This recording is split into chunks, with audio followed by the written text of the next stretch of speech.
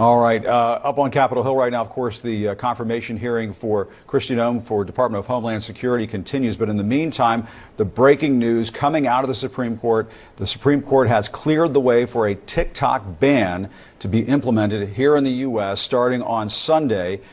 This is a huge ruling from the Supreme Court. Not totally unexpected, of course, but at the same time has far-reaching implications for Americans, millions of Americans who have TikTok on their phone. I'm back with my experts, analysts, and reporters who've been covering all of this. Paula, let me go back to you first. I know you've been digging through this decision.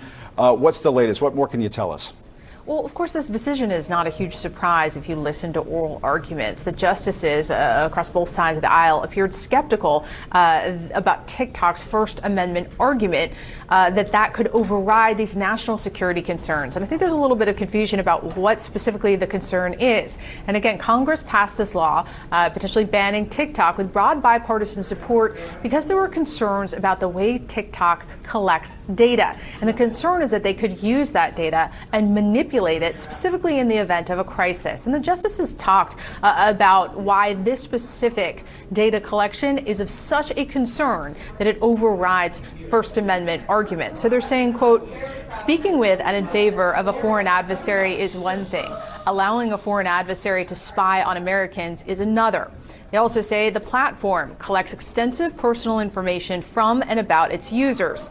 TikTok, quote, does not dispute the government has an important and well-grounded interest in preventing China from collecting the personal data of tens of millions of U.S. TikTok users, nor could they. The platform collects extensive personal information. So you can see their concern is about the breadth and depth of information that TikTok collects and then how it could be used by a foreign adversary. And this is something that lawmakers on both sides of the aisle have gotten behind and support, although now it will fall to President-elect Trump if he wants to save this app to get underway, at least start some really good faith negotiations about divesting TikTok from its parent company, ByteDance.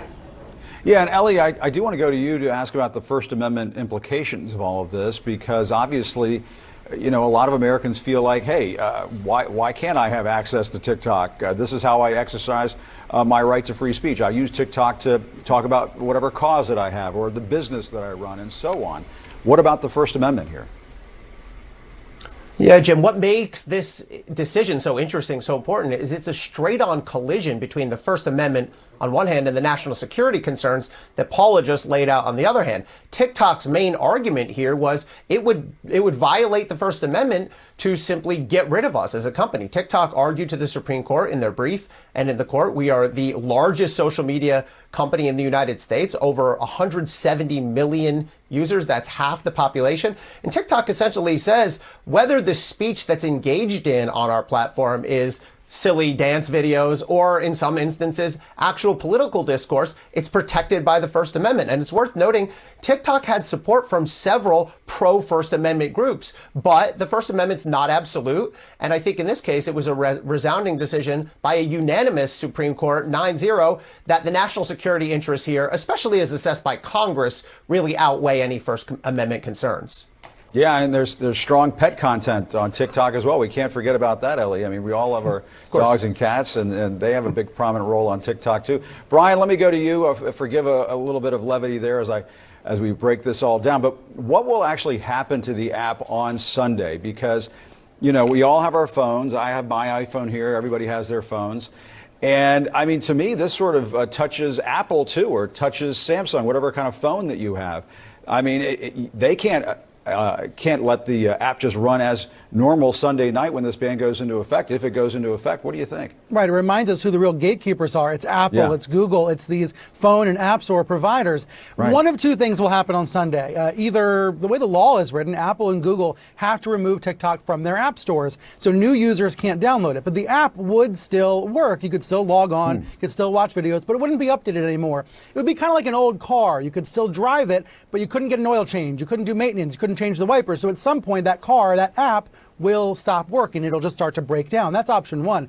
The second option is much more dramatic. ByteDance could just turn off the app in the U.S. on Sunday.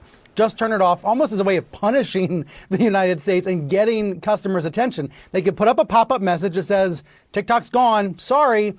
And that'll put more pressure on President-elect Trump to do something when he takes office on Monday. And by the way, on the screen there is a third option, right? They could go ahead and sell the U.S. assets, but there's no indication that ByteDance really wants to do so. There's been talk about Elon Musk coming to the rescue. Maybe Trump will try to have Musk make a deal to take over the U.S. assets, to incorporate the video of TikTok into the X app. People are curious about that possibility, but for now, I think we should focus on the app existing on Sunday, but starting to fall apart, and it'll be up to Trump to see what to do next. All right, Brian, thank you very much. Thanks to everybody for joining the discussion.